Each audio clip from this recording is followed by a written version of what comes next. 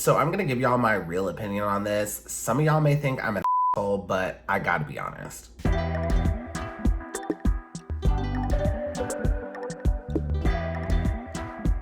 Hi everyone, my name's Dimitri and welcome back to DimitriTube. The Bachelorette, Night 3. Let's talk about it. Now, if you're enjoying my reviews, please go ahead and pound that like button, pound that subscribe button, and ring that notification bell. So I started filming this review pretty late. Let's hope I can get it out to y'all in a reasonable amount of time. Let's just dive in and start talking about the episode. So this is a continuation of last week's episode. All of the guys are coming for Carl, and Katie ends the cocktail party early and says nobody's gonna get any more time. I was cool with that because Katie's not even feeling more than half these guys anyway. And honestly, nothing happened aside from two things before the rose ceremony. Carl took off his sport coat and was punching the air and said he's not here for the rest of these guys. And Carl makes it seem like he's gonna fight one of the guys, but let's be real, he's not gonna fight anybody. That would hurt his motivational speaker brand. Mike the Virgin at one point says, "We have a responsibility right now as a unit to protect the queen." That was really weird to me because Mike made it seem like him and all the other guys are worker bees in the beehive.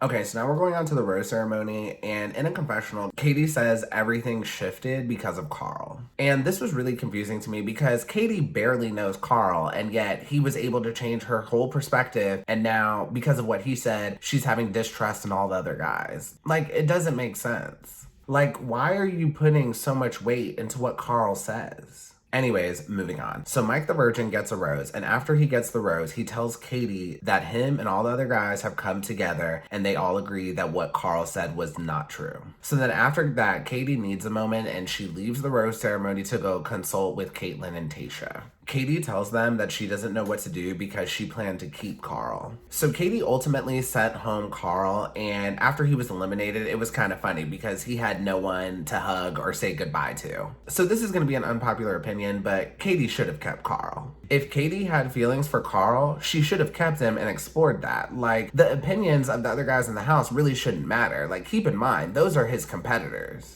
And on top of that, it made Katie look weak because now she's letting the guys run the show. And I really don't like that. This same exact thing happened during Hannah B's season with Luke P. Literally, all of the guys in the house hated Luke P, but Hannah liked him, so she kept him around. And personally, I like the way Hannah B handled it better because Hannah B recognized that this is her show, and if she has feelings for someone, she's gonna keep them. Katie needs to recognize that she is the lead, and this is her decision. Do not let the guys in the house run your decisions.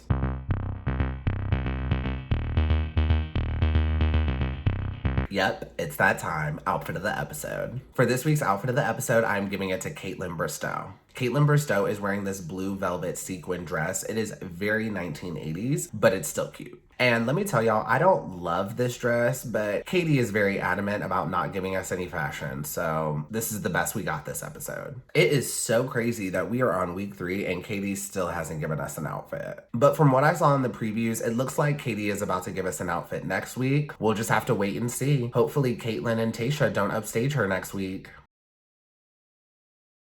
Okay, so now we're moving on to the group date, and for this week's group date, Katie decides to put the men through the Sympathy Olympics. For the date, all the guys sit in a circle with Katie and Nick Viall, and it's an open floor for discussions on honesty. Now, I hated this date, and it was super low budget. Please, y'all, do not think of me as a no feelings having monster. So I don't mind the unpacking of some trauma as long as we get glamorous dates and glamorous outfits on top of some of the trauma. And I know a lot of y'all are Katie stans, but this is the exact reason why I did not want her as Bachelorette. We're just getting a ton of trauma, but no glamour. And it's upsetting me and my homegirls. It's upsetting me and my homegirl. What I hated most about this date was Katie forced these guys to unpack their trauma in front of the other guys. Keep in mind, these other guys are essentially competitors. And when you're competing with other men, you do not show weakness. So I'm only going to go through a few of the guys because most of their stories were not interesting. First up is Aaron. Aaron's story was super generic. Next up is David. David is really cute. I'm glad Katie's keeping him around. Next is James. They didn't even show James's story, but I just wanted to say James is really hot.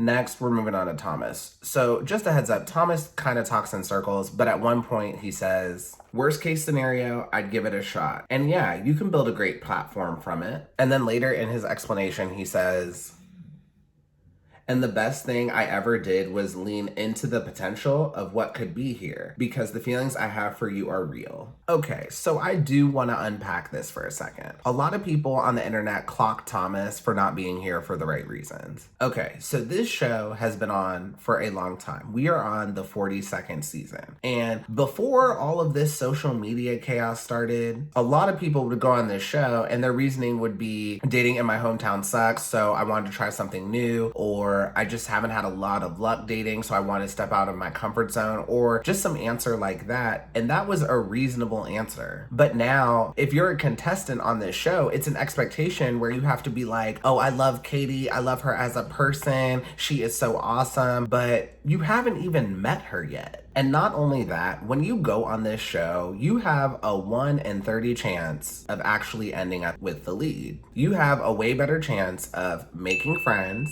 being on Paradise, or getting social media fame than you do with actually ending up with the lead. And let's be real, if that opportunity didn't exist, a lot of these guys wouldn't even be here. Anyways, going back to Thomas, I really cannot be mad at him for not initially being there solely for Katie. So now Thomas was being completely open and honest with Katie, and now all the other guys are clocking him for not being there for the right reasons. And this is exactly why Katie should not force these guys to open up in front of their competitors. Oh, and some of y'all may come for me in the comments and say Katie didn't force them to do anything. It was their choice to open up and be honest. Now, that is not true. I've been watching this show for a while, and this group date is possibly the only time some of these guys are gonna get with the lead before the next rose ceremony. So you have to take full advantage of any time that you get. And not only that, if one of the guys didn't say anything, to me, that looks more guilty. Or Katie's gonna look at that as this guy can't open up his feelings, so I'm gonna send him home anyway.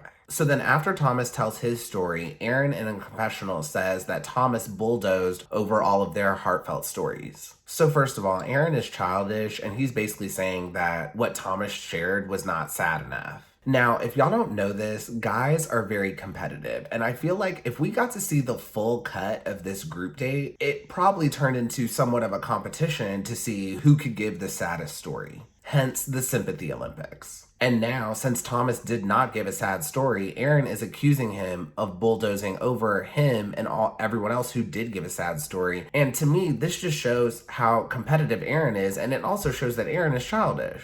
And that was pretty much it. I'm not going to go through what Katie and Connor C said. They've been through some tough things, and I'm not going to rehash it with y'all. This is supposed to be a fun YouTube channel. And lastly, where was Nick Viall's story? It was literally pointless for him to be there. He didn't even share anything. And I don't even know this man. I didn't watch his season. Next, we're moving on to the night portion of the group date. Katie keeps wearing these huge jackets over her dresses, and it's driving me nuts. Like, I know it's cold outside, but I need you to sacrifice for this 10-minute entrance so we can see the fashions. Also, this was very much a missed opportunity because I would prefer Katie walk in without a jacket and then someone notice that she's cold and then hand her one of their jackets. Anyways, moving on. Katie's dress to me was okay.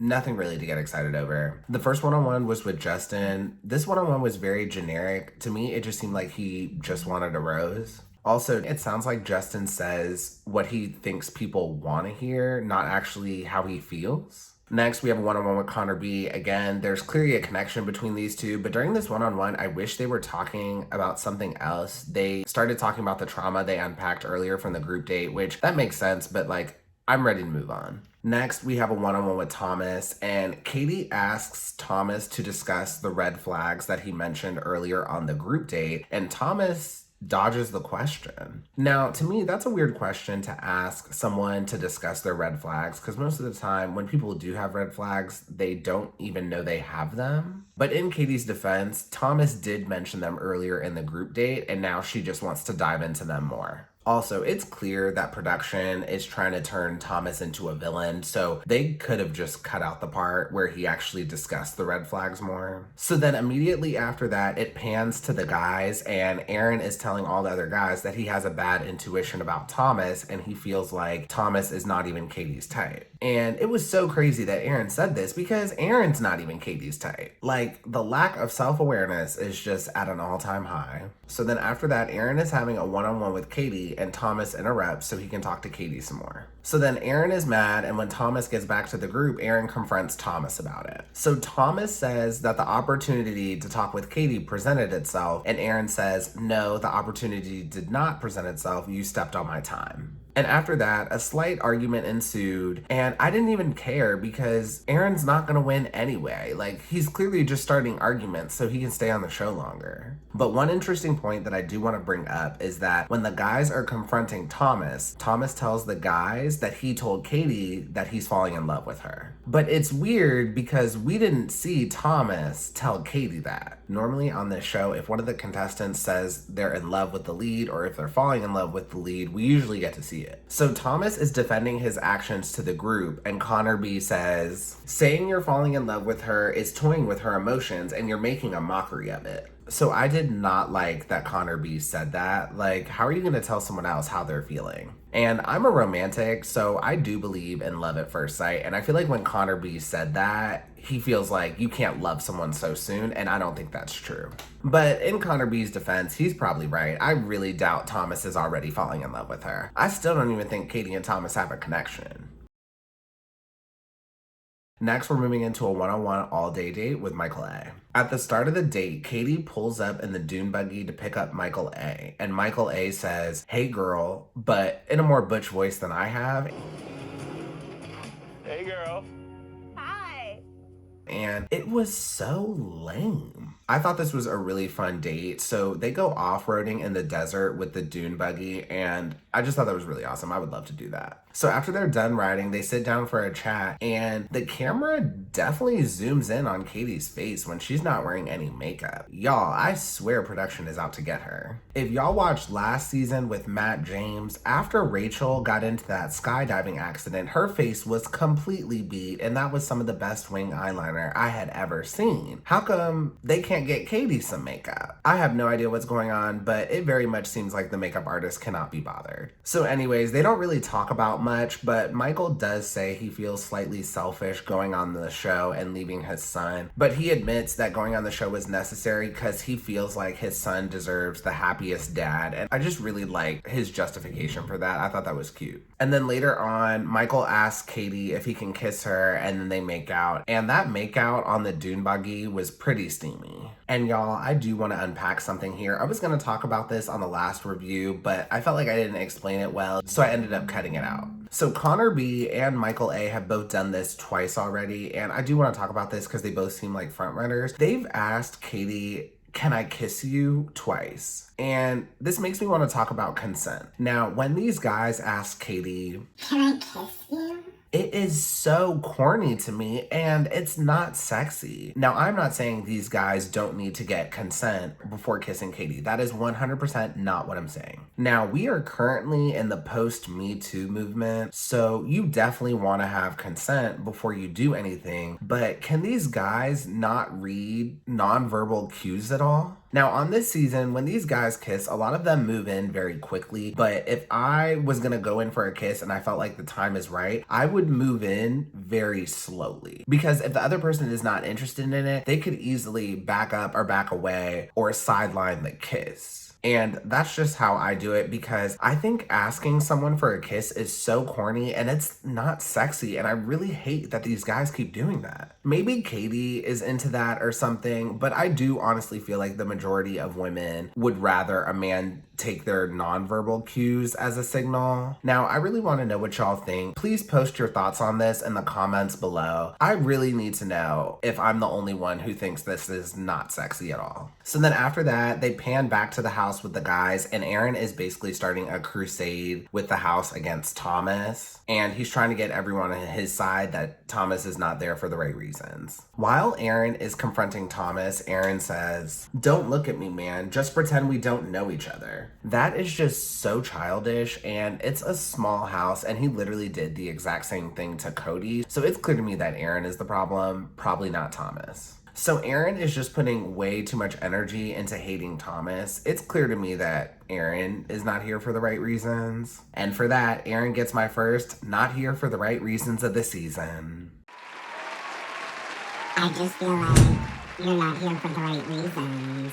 Also, this is another reason I'm really not feeling Katie, because Katie wants the guys to kind of be her eyes and ears in the house, and she's virtually making the guys in the house her snitches and spies. So now the house is kind of turning into a huge witch hunt to see who's not there for the right reasons. First it was Cody, then it was Carl, and now it's Thomas. And it's just very annoying to me. Like, why would you encourage a house of snitches? Like, nobody likes a snitch. Okay, so now we're moving on to the dinner portion of the one-on-one between Katie and Michael A. So at the start of the date, Katie says, "It's like we've been talking for a month and finally agreed to meet each other." Now, in my opinion, that is a very bad sign and a very bad analogy. Outside of the Bachelor world and in terms of just regular dating, I feel like if you want to meet someone, you'll make it happen. If you wait a month, I feel like that's a sign you're just not feeling that person. So Katie comparing her and Michael's relationship to talking for a month and then finally agreeing to meeting just is a really bad sign to me. Anyways, moving on. So Michael A is a really sweet guy, but I do not like this shirt, sweater, tie combo. It just does not look good. Anyway, after that, Michael tells Katie the story about his life. Basically, he got married 19 years ago and he was with his wife for 16 years. They had a son together not too long ago, and shortly after they had their son, she got diagnosed with breast cancer and later passed away.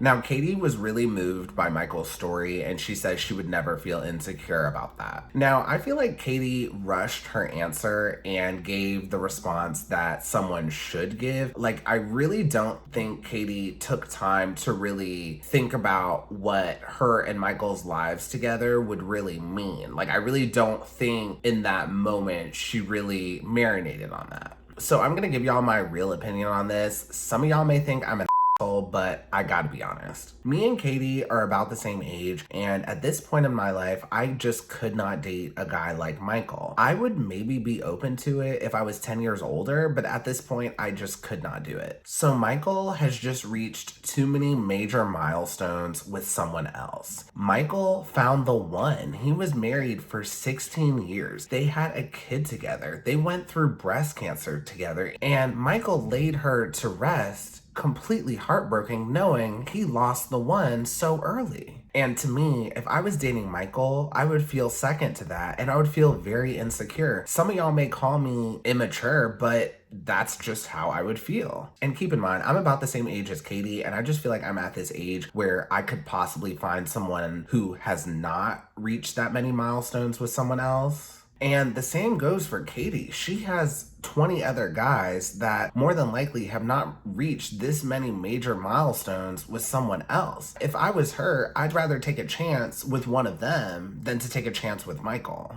Now, if Katie was head over heels for this guy, I could see her making an exception, but it's clear to me she's not really feeling him that much. Katie has way more of a connection with Greg and Connor B. And some of y'all may call me immature, but that's just how I feel. Like, I would just be so jealous that this person reached so many of life's milestones without me. Okay, moving on. So to finish up the episode, we go back to the guys at the house, and all of the guys are accusing Thomas of being a fraud. I personally would have rather seen more of Michael and Katie's one-on-one date, but here we are. So Thomas defends himself, and when he's defending himself, he admits that becoming the next Bachelor did cross his mind. Now, doesn't that cross everyone's mind who comes on this show?